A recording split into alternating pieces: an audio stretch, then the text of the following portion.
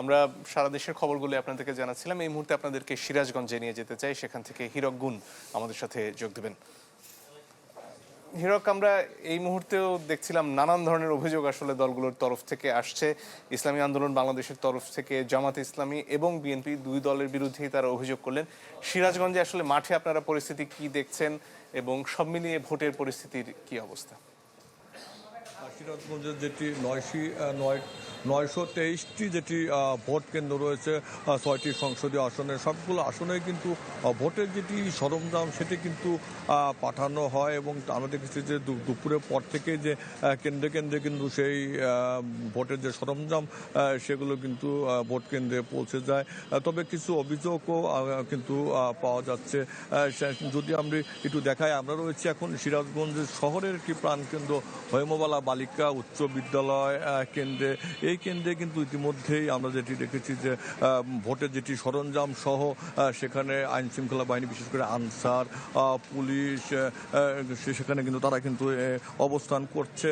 তবে আমরা আজকে যেটি একটি অভিযোগ পেয়েছি যে সিরাজগঞ্জের 2 আসনের কামারখন্দ উপজেলায় সেখানে সকালের দিকে বন্যাকান্দি গ্রামে একজন অভিযোগ উঠেছে যে একজন জামাত নেতা তিনি টাকা দিয়ে ভোট কিনতে যাচ্ছিল, এরকম একটি অভিযোগে কিন্তু তাকে ধাওয়া করা হয়। ধাওয়া করার পরে কিন্তু সে পালিয়ে যায়। তো আমরা কথা বলছিলাম কামারখন্দ থানার যিনি অফিসার ইনচার্জ, তিনি যেটি বলছে যে তাদের কাছে আসলে এ ধরনের কোনো অভিযোগ পাওয়া যায়নি। তবে আমরা যেটি স্থানীয় সামাজিক যোগাযোগ মাধ্যমে কিন্তু একটি ছবি আসলে আমরা দেখতে পেরেছি যে একজন জামাতের একজন নেতা যিনি ওয়ার্ডের, তাকে কিন্তু স্থানীয়রা একটি ধাওয়া করে। তারা বলছে, অভিযোগ করছে যে সে টাকা নিয়ে আসলে ভোট কিনতে গিয়েছিল, এরকম একটা অভিযোগ কিন্তু পাওয়া গেছে। তবে আমরা পুলিশের সঙ্গে যেটি কথা বলেছিলাম, পুলিশ কিন্তু আসলে সেটি বলেছে যে ধরনের ঘটনা নেই। তারপরেও কিন্তু সিরাজগঞ্জ এখন পর্যন্ত কিন্তু শান্তিপূর্ণভাবে অবস্থান রয়েছে এবং প্রশাসনের পক্ষ থেকেও কিন্তু ব্যাপক নিরাপত্তা ব্যবস্থা আমরা দেখেছি। কারণ সেখানে কিন্তু নির্বাহী ম্যাজিস্ট্রেট, সেনা সদস্য, র্যাব, পুলিশ, আনসার সদস্যরা তারা কিন্তু মোতায়েন রয়েছে এবং কেন্দ্রে কেন্দ্রে কিন্তু আপনারা দেখতে পাচ্ছেন যে এখন কিন্তু পুলিশ সদস্যরা রয়েছে, আনসার সদস্যরা রয়েছে এবং ঠিক এই কেন্দ্রটির মতো সিরাজগঞ্জের যেটি 923টি কেন্দ্রে কিন্তু এখন ভোট সরঞ্জাম পৌঁছে গেছে। তবে এখন পর্যন্ত কিন্তু আসলে যে পরিবেশ সেটি কিন্তু শান্তিপূর্ণ রয়েছে এবং প্রশাসনের পক্ষ থেকে কিন্তু ভোটটি নির্বিঘ্ন করতে তারা কিন্তু নিরাপত্তা ব্যবস্থা রয়েছে এবং প্রতিটি কেন্দ্রে কিন্তু সিসি ক্যামেরা স্থাপন সহ অন্যান্য যে প্রস্তুতি তারা কিন্তু গ্রহণ করেছে। মঞ্জুর। হীরক, ধন্যবাদ আপনাকে।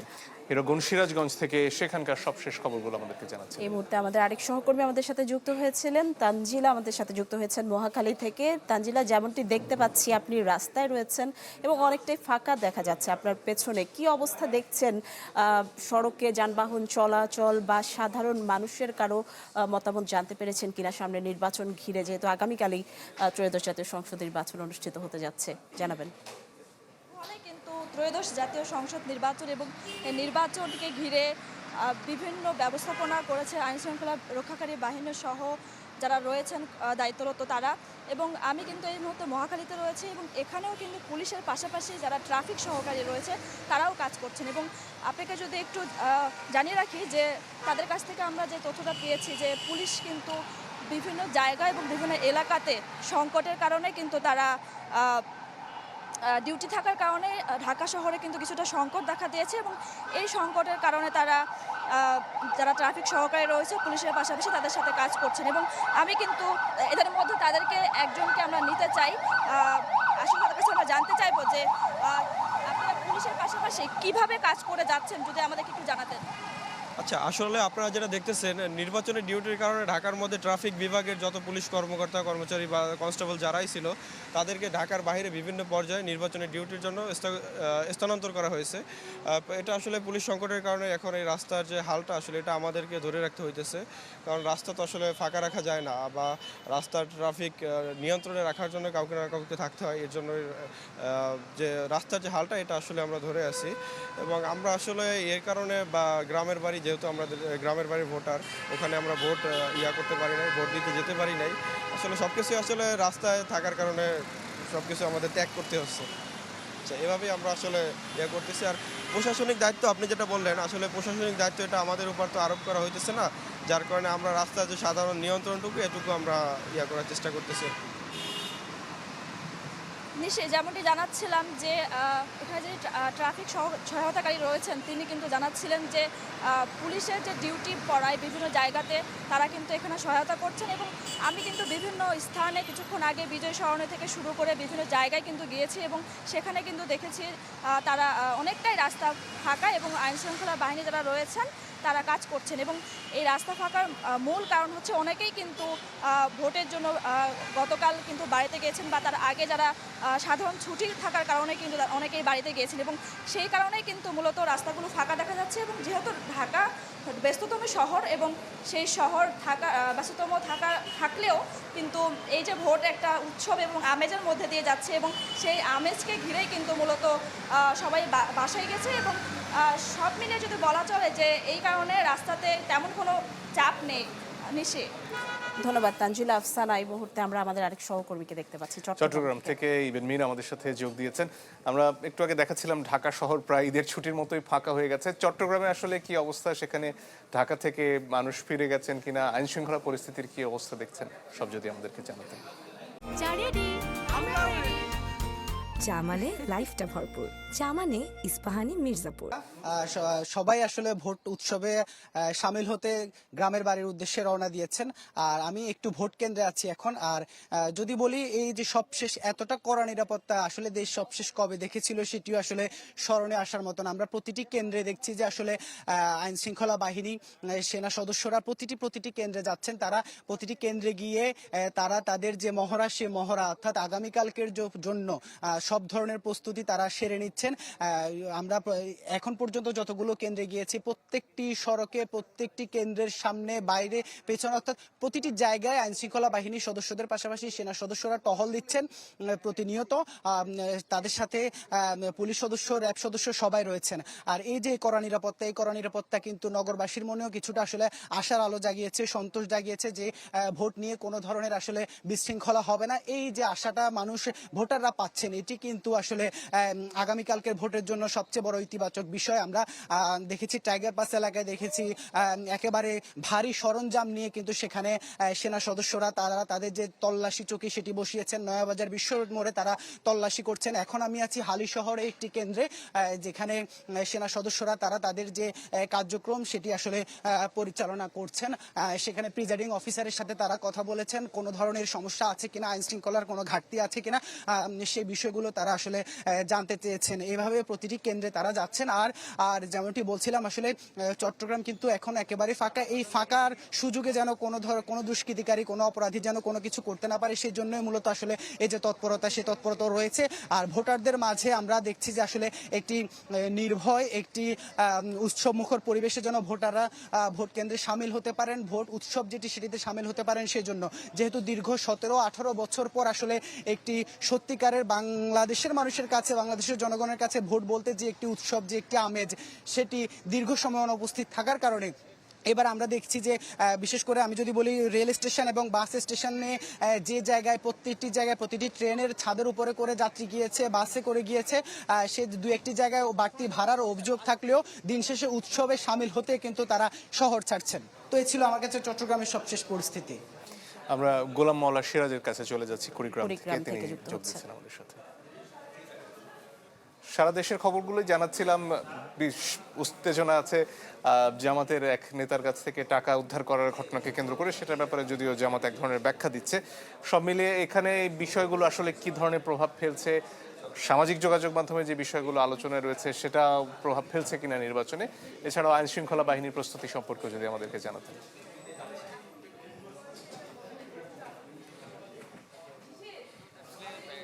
পহেলেই যেহেতু সকাল 7:30 থেকেই ভোট শুরু, তো তার আগের যে আজকের দিনটি সকাল যেমনটা শুরু হয়েছে যে নির্বাচনী যে সরঞ্জাম, সেই সরঞ্জাম বিতরণের মধ্য দিয়ে, তার মাঝে সারা দেশে যে বেশ কিছু ঘটনা, যে ঘটনাগুলোর কথা আপনি বললেন, এটি যে সামাজিক যোগাযোগ মাধ্যমের এই ঘটনাগুলো কিন্তু আসলে সারা দেশব্যাপী একটা আলোচনা সমালোচনা তৈরি করেছে, যেটা কুড়িগ্রামের মধ্যেও সেটি রয়েছে। আমি আছি আসলে একটি ভোট কেন্দ্রে, এটি হচ্ছে কুড়িগ্রাম 1 আসনের একেবারে নাগেশ্বরী শহরের উপকণ্ঠের একটি কেন্দ্র। পাশাপাশি এটি 2টি ভোট কেন্দ্র রয়েছে, একটি হচ্ছে নাগেশ্বরী মডেল সরকারি প্রাথমিক বিদ্যালয় এবং আরেকটি হচ্ছে নাগেশ্বরী কেয়ামতিয়া বহুমুখী উচ্চ বিদ্যালয়। আমরা এখানে এসে যেটা দেখলাম যে প্রথমে এসে আমি এখানকার প্রিজাইডিং কর্মকর্তার সঙ্গে কথা বলেছিলাম। তিনি যেটা বলছেন যে যেহেতু একেবারে সকাল 7:30টায় ভোট, সেই কারণে হচ্ছে যে আজকেই সকল প্রস্তুতি তারা সম্পন্ন করবেন এবং আইন শৃঙ্খলা বাহিনীর যে প্রস্তুতি সেটা আমরা যদি একটু শুরুতেই বলি যে এই কেন্দ্রে যেটা আমরা জেনেছি যে প্রত্যেকটি কেন্দ্রে 2 জন করে কিন্তু পুলিশ সদস্য থাকবেন, তারা থাকবেন অস্ত্রসহ এবং 15 জন থাকবেন আনসার বাহিনী সহ। এর মধ্যে 13 জন থাকবেন আনসার বাহিনী এবং তার মধ্যে 3 জন থাকবেন অস্ত্রসহ আর বাকি 10 জন নিরস্ত্র থাকবে। একই সাথে হচ্ছে ম্যাজিস্ট্রেট তো রয়েছে, নির্বাহী ম্যাজিস্ট্রেট থাকবেন, জুডিশিয়াল ম্যাজিস্ট্রেট থাকবেন। তাদের আমরা সড়কে সড়কে মহড়া দেখছি, বিজিবির মহড়া দেখছি। একই সাথে র্যাব রয়েছেন আর ভ্রাম্যমাণ আদালতের গাড়ি সেটি তো সড়কে সড়কে ঘুরছে। সবকিছু মিলে আগামীকালের যে ভোট, এই ভোটের যে প্রস্তুতি প্রশাসনের পক্ষ থেকে সর্বাত্মক তারা চেষ্টা করছেন যে আসলে সুষ্ঠু একটি ভোট এবং সেটি আমরাও আশা করছি এবং সাধারণ মানুষও কিন্তু আশা করছে যে আগামী দিনের ভোটটা সুষ্ঠু হবে। অন্যদিকে যে আলোচনাগুলো, যে সমালোচনাগুলো, এগুলো কিন্তু বসে নেই। আসলে ভোটার থেকে শুরু করে প্রার্থীর একেবারে কাছের যে সমর্থক, তারা কিন্তু সেগুলো নিয়ে আলোচনা করছেন। আসলে কোথায় এই ভোট নিয়ে ছোট ঘটনা ঘটছে, বড় ঘটনা ঘটছে, সেগুলো নিয়েও কিন্তু চায়ের দোকান থেকে শুরু করে পরিবার, এমনকি রাস্তাঘাট, যে শহরের যে মোড়গুলো রয়েছে সেখানেও কিন্তু মানুষজন যখন জমায়েত হচ্ছে তখনই কিন্তু সেই আলোচনাগুলো চলে আসছে কথায়। এবং একই সাথে হচ্ছে যে যার যার সমর্থক রয়েছে বা সাধারণ ভোটার রয়েছে, তারাও কিন্তু শেষ সময়ের যে হিসেবটা তারা কিন্তু করার চেষ্টা করছে। যেহেতু আগামীকাল সকালে ভোট দিতে হবে তাদেরকে, বা ভোট দিতে যাবেন তারা, আসলে কোন প্রার্থীকে ভোট দেবেন, আসলে কোন প্রার্থীকে আসলে জিতিয়ে আনলে এলাকার উন্নয়ন হবে, এই যে হিসাবগুলো, এইগুলোও কিন্তু আজকে আসলে আলোচনায় আসছে। সবকিছু মিলে এই যে ভোটের যে একটা উৎসবের কথা বলা হচ্ছে, সেটা কিন্তু আসলে দেখা যাচ্ছে সবখানে। এখন আগামীকাল আসলে দেখার পালা, সকাল থেকেই ভোট গ্রহণ শুরু হবে এবং সারাদিন কেমন যায় আসলে ভোটের দিনটা, এটাও কিন্তু আসলে যেমনটা উৎকণ্ঠা রয়েছে তেমনই কিন্তু মানুষ অনেকটা আশাবাদী যে এই যে পরিবর্তনের বাংলাদেশের পরের যে ভোট, সেই ভোট হবে সুষ্ঠু একটা সুন্দর ভোট, এমন আশাও কিন্তু করছেন প্রায় সকলে। মঞ্জুর। ধন্যবাদ সিরাজ আপনাকে। কুড়িগ্রাম থেকে গোলাম আলা সিরাজ যুক্ত হয়েছেন। মঞ্জুর, আমরা এই মুহূর্তে দেখতে পাচ্ছি আমাদের আরেক সহকর্মী সিলেট থেকে যুক্ত হয়েছেন সাদ বিন শফিক। আপনার যদি কিছু জানার থাকে তার কাছে। নিশ্চয়ই সাদ, আমরা ঢাকায় দেখাচ্ছিলাম যে মোটামুটি ফাঁকা হয়ে গেছে, চট্টগ্রামের খবরও দেখছিলাম বেশ ফাঁকা, কিন্তু তার পাশাপাশি আইন শৃঙ্খলা বাহিনী, বিশেষ করে সেনাবাহিনীর বেশ শক্তিশালী উপস্থিতি রয়েছে। সিলেটে আসলে প্রস্তুতি কেমন দেখছেন? এবং সিলেটের তো একটা ঐতিহাসিক তাৎপর্য রয়েছে নির্বাচনের ক্ষেত্রে। অনেকে বলেন যে যারা সিলেটে 1 আসনে যেতেন তারাই সরকার গঠন করেন। সব মিলে কি অবস্থা দেখছেন? মাজুর, আপনি যে কথাটা বলেন এই কারণেই কিন্তু সিলেটের দিকে অনেকের নজর থাকবে, বিশেষ করে সিলেট সদর এই মুহূর্তে যেখানে আছি, সিলেট 1 আসন। এই সিলেট 1 আসনে কিন্তু কারা জয়ী হচ্ছে সেটার উপর কোনো কাকতালীয় কোনো একটা কারণে কিন্তু বিভিন্ন সময়ে আমরা দেখে এসেছি এই আসনটিতে যারা জয়ী হয় পরবর্তীতে তাদের দলে ক্ষমতা বসেন।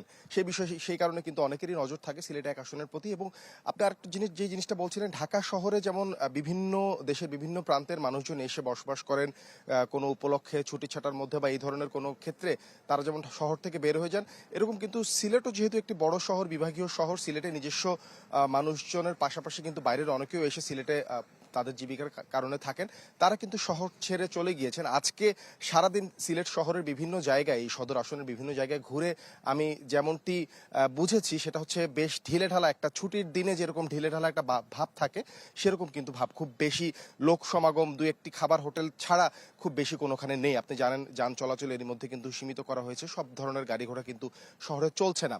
আর্মি চেকপোস্ট আমরা দেখেছি, এর পাশাপাশি পুলিশ তৎপর আছে। আমরা সকালে যেই রিটার্নিং কর্মকর্তা জেলা প্রশাসন, তিনি কিন্তু সাংবাদিকদের সাথে কথা বলেছেন। তিনি বলেছেন যে এই 1016টি ভোট কেন্দ্র আছে এই জেলায়, যে 6টি আসন আছে, 6টি আসনের মধ্যে এর মধ্যে 215টি আছে এই সিলেট 1 অর্থাৎ সদর আসনে। সব জায়গায় তারা সিসি ক্যামেরা নিশ্চিত করেছেন এবং আজকে কিছু কিছু জায়গায় কাজ চলছিল, আমরা কেন্দ্রে গিয়ে দেখেছি। এটা হচ্ছে সার্ভারের সাথে, কেন্দ্রীয় সার্ভারের সাথে কানেক্ট করার যে বিষয়গুলো, সেটার শেষ মুহূর্তের প্রস্তুতি আজকে আমরা দেখেছি। সব মিলিয়ে তিনি বলেছেন যে নিরাপত্তার বিষয়ে আসলে কোনো ধরনের কোনো ছাড় দেওয়া হবে না, সার্বিকভাবে প্রস্তুতি নেওয়া আছে, কেন্দ্রীয়ভাবে মনিটরিং করা হবে নির্বাচন কমিশন থেকে। এর পাশাপাশি রিটার্নিং কর্মকর্তার কার্যালয় থেকেও সিসি ক্যামেরার মনিটরিং এর ব্যবস্থাগুলো রাখা হয়েছে। 6টি উপজেলা আছে বিশেষভাবে উল্লেখ করার মতো, যে 6টি উপজেলা সীমান্ত সংলগ্ন এই সিলেট জেলা, সেই সীমান্ত সংলগ্ন জায়গায় আপনি জানেন পুলিশ, বিজিবি, র্যাব, আনসার সহ সেনাবাহিনীও দায়িত্ব পালন করছেন। তারা সেই 6টি জায়গায় কিন্তু স্থায়ীভাবে অর্থাৎ থেকে দায়িত্ব পালন করছেন না কিছু বিধিনিষেধের কারণে, যেই 6টি সীমান্তবর্তী জায়গা সেখানে কিন্তু টহল ফোর্স হিসেবে থাকবে। সব মিলিয়ে আজকে আমরা দেখেছি সিলেট 1 আসনটিতে যারা প্রিজাইডিং অফিসার ছিলেন তারা মালপত্র সব নিয়ে গিয়েছেন ভোটের জন্য যেসব সরঞ্জামাদি, এবং আগামীকাল আশা করছেন একটি সুষ্ঠু ভোটের মাধ্যমে এই এলাকার মানুষ তাদের ভোটাধিকার প্রয়োগ করবে। সাদ, ধন্যবাদ আপনাকে। দর্শক, সাদ বিন শফিক সিলেট থেকে আমাদের সাথে যোগ দিয়েছিলেন।